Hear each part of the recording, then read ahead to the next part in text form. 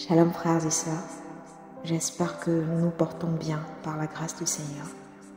Alors je suis votre sœur Marcel depuis le Maroc et aujourd'hui je souhaiterais partager avec vous un témoignage. J'ai envie de dire un court récit ou encore un extrait de comment dire, des exploits ou encore de la main de Yahweh dans ma vie. Et ce n'est pas facile, ce n'est pas toujours facile, bien que n'étant pas devant des personnes, ce n'est pas toujours facile de parler. Voilà, tout en sachant que l'on sera écouté. Mais quand il est question de témoigner, quand il est question d'exprimer ce que Yahweh a fait, alors je crois qu'il est nécessaire de briser le silence pour pouvoir le louer. Et je crois que le terme Alléluia se rapporte bien à cela, c'est-à-dire vanter Yah. Dites ce qu'il a fait de bon pour donner encore, pour susciter encore le désir de le célébrer et de le glorifier. Et aujourd'hui, je suis vraiment pleine de joie, pleine de reconnaissance à Elohim pour ce qu'il a fait. Alors, comme je le disais tantôt, je m'appelle Marcel, j'ai 21 ans et je suis au Maroc dans le cadre de mes études.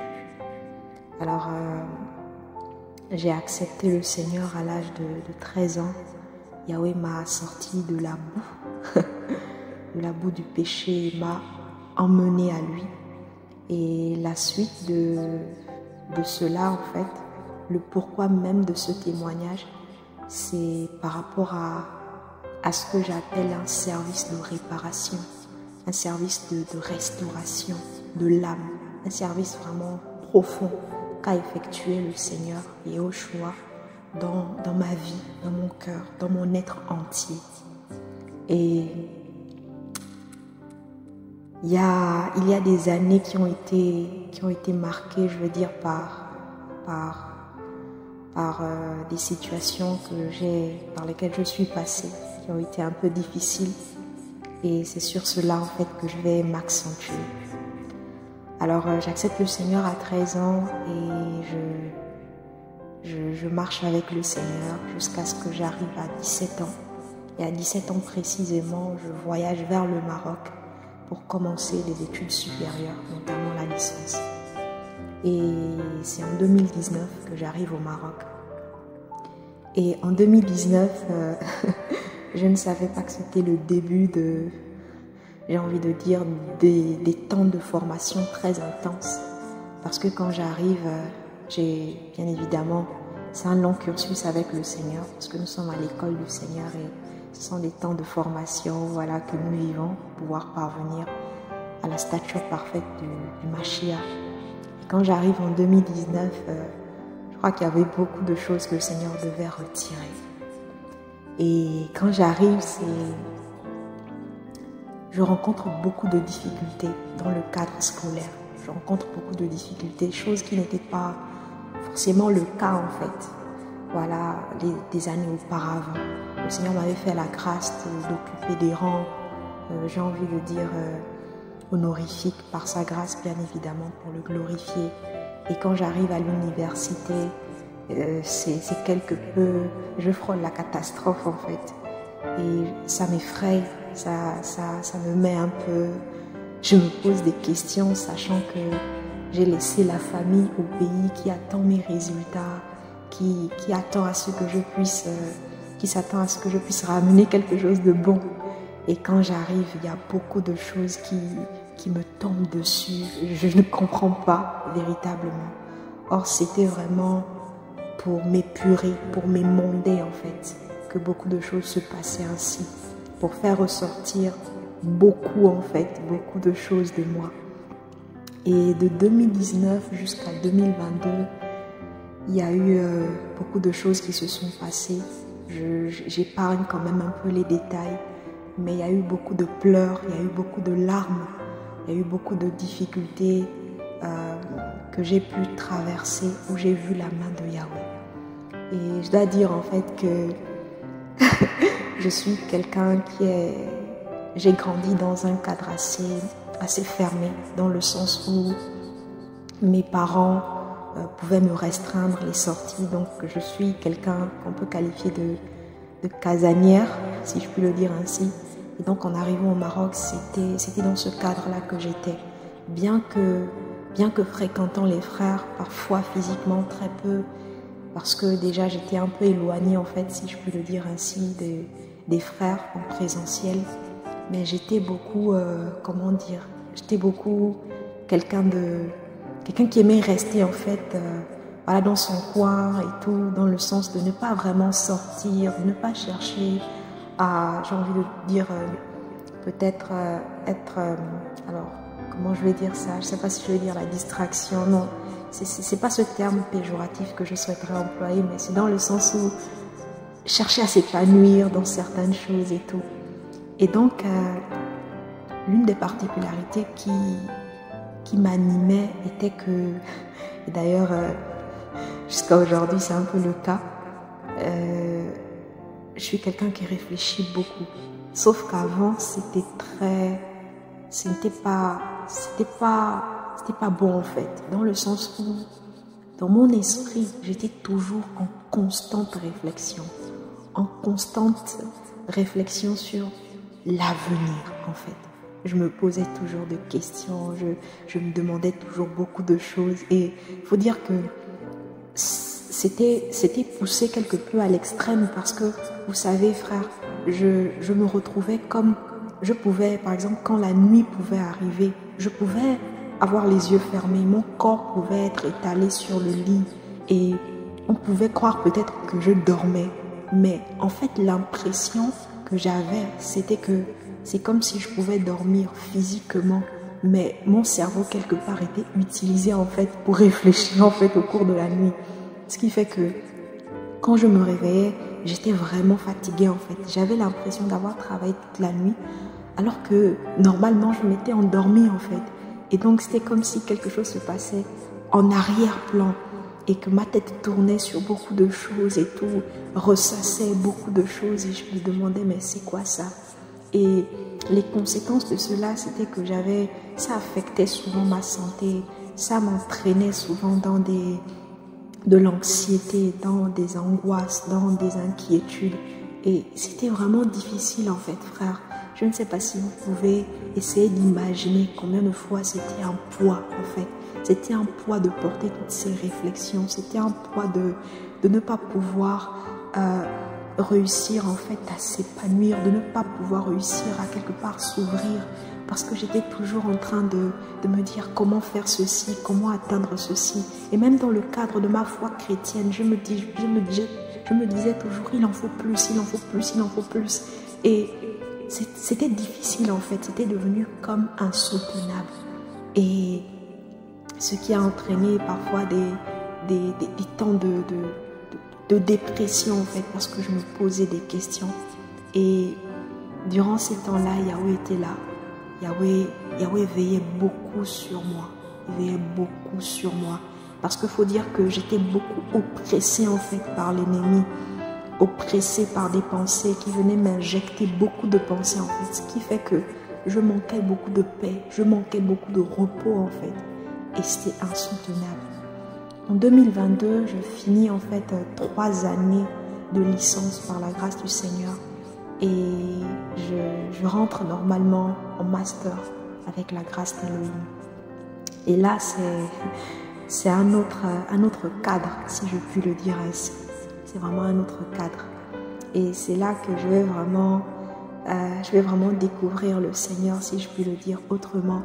Parce que je vais réaliser l'importance de connaître Yahweh. Je vais réaliser l'importance de la parole de Yahweh. Oui, effectivement, parce que il y a David en fait qui dira dans un des psaumes, le psaume 119, que si ta Torah n'avait pas fait mes délices, j'aurais déjà péri dans mon affliction en fait. Et effectivement, si la parole de Yahweh ne m'avait pas soutenu comme une fondation solide, comme un fondement, comme un rocher, frère, je ne serais pas aujourd'hui en train de témoigner. Je sens que je serais autre part. sauf en Jésus-Christ.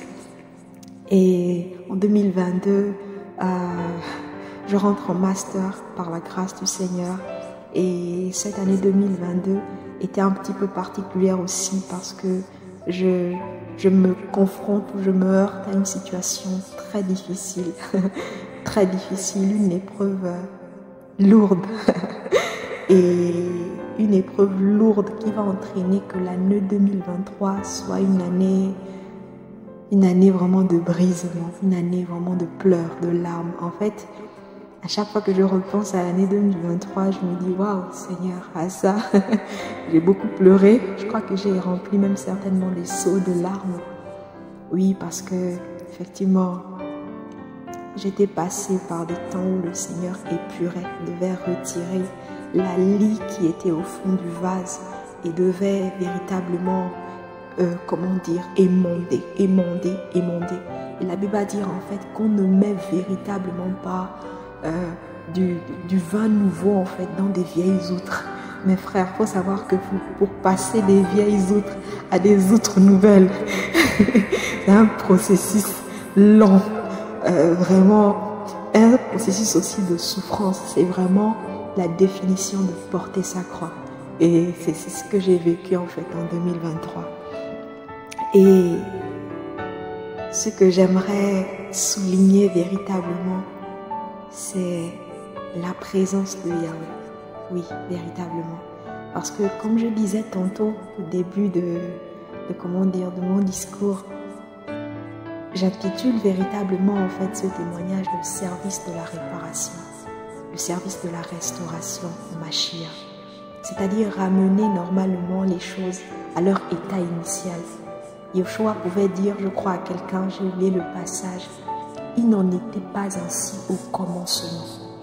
Et je réalisais véritablement au cours de cette année et même maintenant en parlant que véritablement il n'était pas ainsi au commencement, dans le sens où Yahweh crée Adam et Ève et il les place dans l'Éden.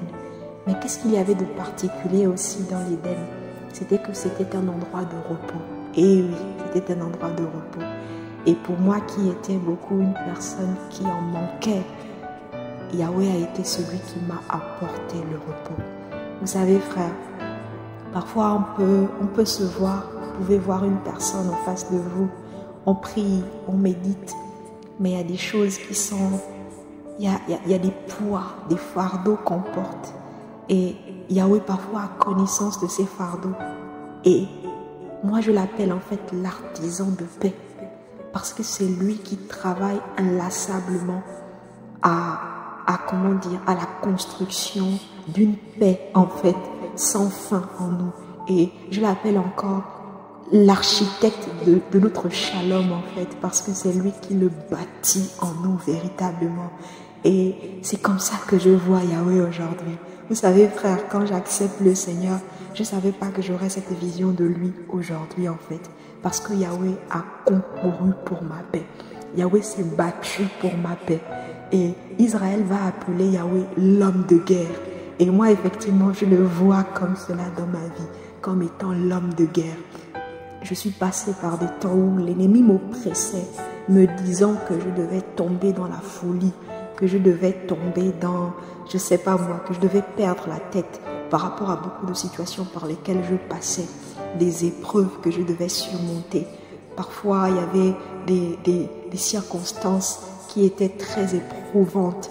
Voilà, que ce soit par rapport à la famille, par rapport à ma foi, par rapport aux difficultés que je pouvais rencontrer encore dans mes études. C'était devenu difficile et parfois ça formait comme un lot.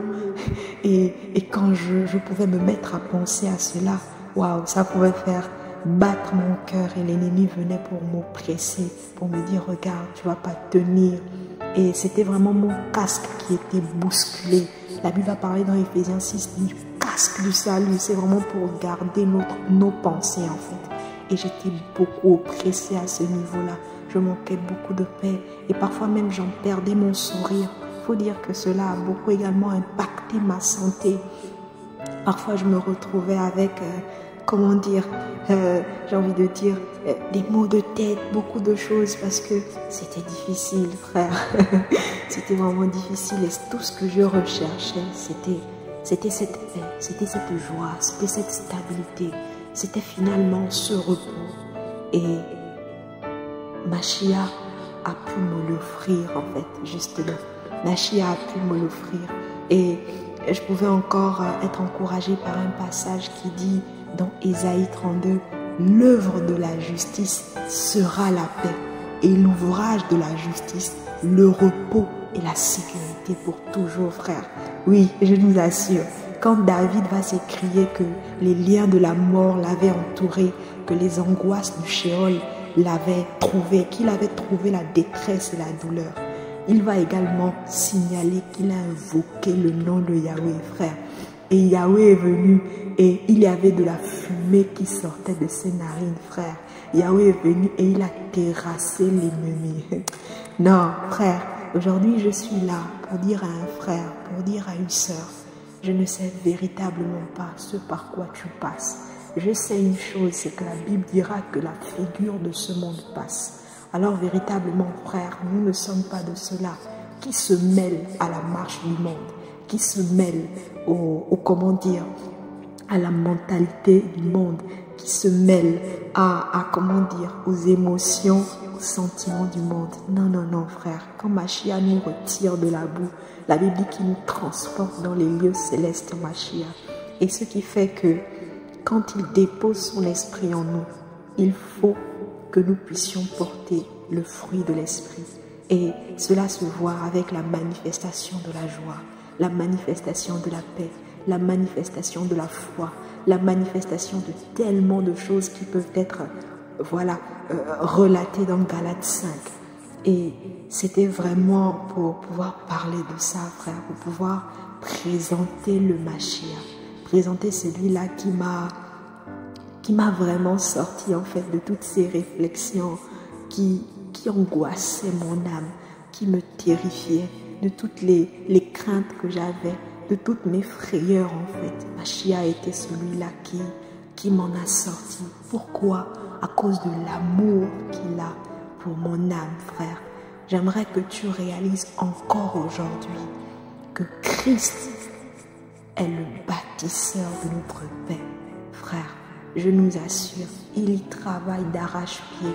Pourquoi? Parce qu'il dira que vous devez, si vous avez des fardeaux, vous devez venir les déposer à mes pieds afin que je vous donne un joug léger. Frère, nous ne sommes pas du monde pour porter des fardeaux qui ne nous viennent pas du Père en fait. Yahweh nous donne son joug qui est léger, mais nous n'avons rien à prendre dans ce monde pour pouvoir porter et marcher comme quelqu'un de bossu. Non, non, non, non, non. Nous avons notre paix en Mashiach. Aujourd'hui, frère, je témoigne parce que Mashiach m'a apporté beaucoup de joie. Je nous assure que aujourd'hui, nous sommes 5 ans après que je sois arrivée au Maroc et celle que j'étais hier, ce n'est pas celle que je suis aujourd'hui. Aujourd'hui, il y a cette joie qui ne dépend pas des circonstances par lesquelles je passe, qui ne dépend pas des difficultés auxquelles je peux me confronter, qui ne dépend pas des montagnes auxquelles je peux me heurter, qui ne dépend même pas du caractère turbulent des chemins ou des voies que je peux emprunter. En fait, ma joie provient du Père, parce qu'Élohim est ma source en fait.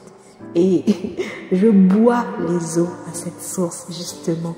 Et il y a ce passage qui me revient véritablement et qui m'encourage. J'ai oublié la référence, mais c'est dans le psaume. Et je crois que c'est David qui parle. Il dit que je bois au rocher, c'est pourquoi je marche avec la tête élevée, frère. C'est parce que nous buvons au rocher qu'est le Mashiach que nous marchons la tête haute. Oui, frère, nous avons notre part et notre héritage dans ce qui vient d'Élohim. Nous n'avons pas notre part dans ce monde, frère. Que les hommes aient à se soucier, s'inquiéter ou encore se poser des questions. Christ dira à Marthe, mais pourquoi t'agites-tu? Pourquoi te troubles-tu? Il faut effectivement choisir la bonne part, frère. Et notre part, c'est la paix. Christ sera formé en nous. Et nous voulons cela, frère. Et Je voulais véritablement partager cela. J'espère que ces paroles pourront encourager un frère, une sœur partout ailleurs pour te dire que il n'est pas trop tard justement et que véritablement en fait qu'importe le temps que ça prendra, le Seigneur est celui qui t'apportera la joie, qui te fera passer d'un état où il y a des angoisses, des questionnements, des interrogations, à un état où tu sièges, tu as ta demeure dans le repos. Frère, c'est crucial véritablement de savoir qui nous sommes et que qui nous sommes, de la connaissance de qui nous sommes, découle la connaissance de l'état dans lequel nous devons rester de façon permanente. Parce que à cause de notre identité, frère, à cause du fait que nous soyons passés d'enfants illégitimes, de païens, de gentils dans le monde, à fils d'Élohim, nous avons le droit de demeurer dans un état permanent de paix, dans un état constant à perpétuité même de repos. Parce que c'est l'héritage qui nous a été donné par Yahushua. Et les fils, frères, ont le droit à l'héritage.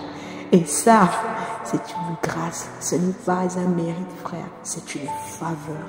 Et la grâce de Yahweh, nous ne la foulons pas aux pieds. Au contraire, nous la saisissons, frère. Et nous la gardons véritablement. C'est comme David qui dira, je serre ta parole contre mon cœur. Et oui, frère, nous saisissons la grâce et nous la serrons contre nous. Parce qu'en dehors d'elle, frère, c'est le monde que nous trouvons. Et je vais m'arrêter par là. Je prie que le Seigneur nous garde, qu'il ait soin de nous, qu'il continue de nous faire demeurer dans ses eaux. Non pas les eaux de Mara, mais les eaux douces qu'il y a en Yahweh, en Mashiach, notre Elohim et Maître. Soyons bénis, encouragés, et qu'à Elohim revienne toute la gloire, frère. Amen.